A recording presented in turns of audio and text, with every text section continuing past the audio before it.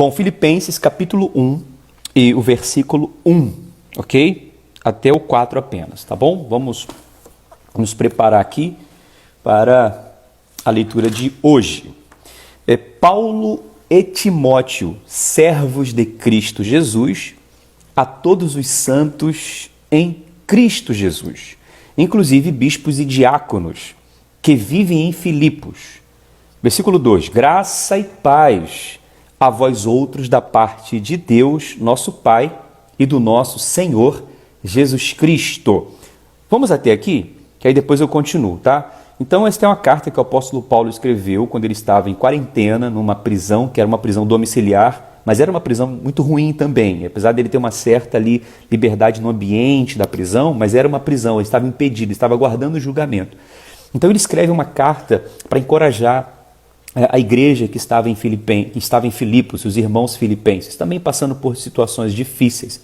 E essa é chamada carta da alegria, porque Paulo escreve nessa carta e a palavra alegria aparece 18 vezes. Ele vai falar aqui, alegrai-vos no Senhor, outra vez vos digo, alegrai-vos sempre no Senhor. Então, a palavra alegria é muito forte aqui. Paulo está mostrando para mim e para você que a alegria ela é ultra circunstancial, ela vai além dos problemas, além das circunstâncias, além da própria quarentena. Então Paulo demonstra na sua carta uma fé, uma ousadia, uma disposição, um ânimo, um vigor, uma paixão por Cristo muito grande. E o mesmo podemos ter no dia de hoje. Paulo está mostrando para mim e para você que é possível, mesmo em tempo difícil, você viver uma paixão pelo Senhor, a presença de Deus que te renova, que te alegra. A alegria do Senhor é a nossa força. Então ele escreve essa carta e ele estava junto com Timóteo, Paulo e Timóteo, servos de Cristo. Possivelmente Timóteo foi que escreveu essa carta para ele, né? Porque Paulo ditava e alguém escrevia. Já falamos sobre Paulo e Timóteo ontem, falamos que eles se apresentam como servos de Cristo, ou seja, eles estão aqui para servir, e ele escreve essa carta a todos os santos que estão em Cristo Jesus. Interessante, falamos sobre isso também, porque esses santos aqui são os cristãos que foram genuinamente transformados pelo Espírito Santo. Santos são aquelas pessoas que receberam o Evangelho, se arrependeram dos seus pecados, foram separados, né, para Deus, separados do mundo e para Deus, e hoje estão em Cristo. Falamos ontem também que tem muita gente que é convencida, é frequentadora de igreja, simpatizante do Evangelho, mas não teve a sua vida transformada realmente porque não se permitiu e não se arrependeu verdadeiramente. Mas os santos são aqueles que verdadeiramente tiveram um encontro real com o Senhor e eles estão em Cristo Jesus. Então Paulo vai lembrar também que apesar deles morarem numa cidade chamada Filipos, eles têm uma cidadania celestial, ou seja, eles estão em Cristo Jesus. Então em Cristo nós somos mais do que vencedores. Então Paulo está lembrando na verdade, espiritualmente, onde eles estão. E Paulo vai falar aqui, inclusive, essa carta é para os bispos e os diáconos, ou seja, era uma igreja que estava ali organizada, já tinha seus bispos, já tinha seus diáconos, já tinha uma liderança estruturada. É interessante que Paulo começa falando assim, eu escrevo para os santos, inclusive bispos e diáconos, ou seja, ele faz aqui uma pausa para dizer, olha só, os santos também são os bispos e diáconos. Vocês que são bispos e que são diáconos, que estão liderando na casa de Deus, também devem se santificar, também são santos. Vocês não estão apenas num cargo ou numa função eclesiástica, não pode esquecer, essa palavra é para vocês também. E é interessante também que ele não coloca, eu quero falar para os bispos, diáconos e depois os santos, ele coloca os santos, ele inclui todos. Então isso aqui eu tudo falei ontem, não tem como a gente voltar, falei de Lídia, que se converteu em Filipos, falei do carcereiro também que se converteu em Filipos, falei da menina possessa, da jovem possessa que se converteu também, foi liberta em Filipos, então está incluído nesses santos. E o versículo 2, aí que eu vou parar agora rapidinho, dar uma pausa para falar do versículo 2, porque ontem não deu para concluir. E Paulo vai dizer, graça e paz a vós outros, da parte de Deus, nosso Pai, e do nosso Senhor Jesus Cristo. Vamos parar aqui agora. Graça e paz. Já ouviu essa saudação? Nós nos cumprimentamos assim, irmãos, a graça e a paz do nosso Senhor Jesus, amém? Então a saudação cristã, neotestamentária, que o apóstolo Paulo sempre se apresentava às igrejas, era com a graça e a paz.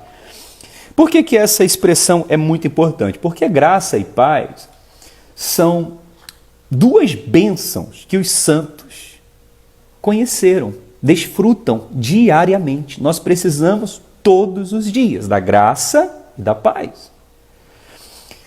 A graça significa favor de Deus, favor imerecido. Um Deus que se revela, que se manifesta com bondade, com perdão dos nossos pecados, com misericórdia, com benignidade. Então, a palavra diz que as misericórdias do Senhor se renovam a cada manhã e a causa de não sermos consumidos, isso é a manifestação da graça de Deus. A graça nos faz lembrar que não é pelos nossos méritos, pelos nossos merecimentos, não é pelo que eu faço, mas pelo que Cristo fez na cruz. Tá? A graça é que faz a gente ter certeza do perdão dos nossos pecados. A palavra diz: onde abundou o pecado, superabundou a graça de Deus. A graça nos dá poder para vencer as nossas fraquezas. O apóstolo Paulo tinha um espinho na carne e ele orou ao Senhor pedindo que o Senhor tirasse. Ele falou: eu orei 3 vezes para que o Senhor tirasse o meu espinho na carne, porque era uma fraqueza que Paulo tinha. Pode ser uma fraqueza física também, enfim, mas o Senhor fala e responde: Paulo, eu não vou tirar esse espinho, eu vou dar minha graça para você, porque a minha graça te basta, o meu poder se aperfeiçoa na sua fraqueza. Então tudo que eu e você precisamos é da graça de Deus, nós vivemos pela graça, nós precisamos da graça. E a graça é você lembrar que Deus, Ele te ama, independente de onde você esteja, independente de qualquer situação. Graça nos faz ter certeza que os nossos pecados foram perdoados. Nós pecamos a todo momento, a gente acaba pecando em palavras, podemos pecar em palavras, em pensamentos, em atitudes, e às vezes a gente nem se dá conta disso.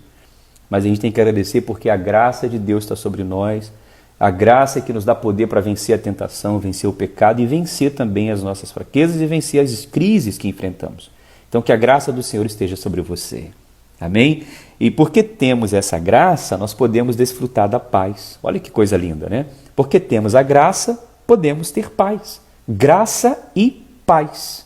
A paz é uma consequência da graça. A paz é um efeito da graça. Porque se a graça nos dá certeza de que Deus me ama, de que Ele não quer me punir, que Ele não quer me castigar, de que Ele me ama incondicionalmente, Ele é um Pai bondoso, amoroso, eu posso ter paz. Por isso que a palavra diz: o castigo que nos traz a paz estava sobre Cristo. Cristo levou sobre si os nossos pecados. Então hoje podemos ter paz, porque o Senhor nos reconciliou com Cristo. Amém, irmãos? Por isso que a gente cumprimenta com os irmãos com a graça e a paz. Por que a gente não cumprimenta com a paz? Porque se você não tiver revelação da graça, você não tem paz. Se você não entender a graça, você não desfruta da paz. Vai ficar sempre debaixo de condenação, de acusação, porque a graça remove a condenação e a acusação, porque nos faz lembrar da cruz, nos faz lembrar de Cristo. Então a paz, a graça e a paz. Coisa linda isso aqui, né? Vamos avançar. E ele vai falar também da fonte dessa bênção.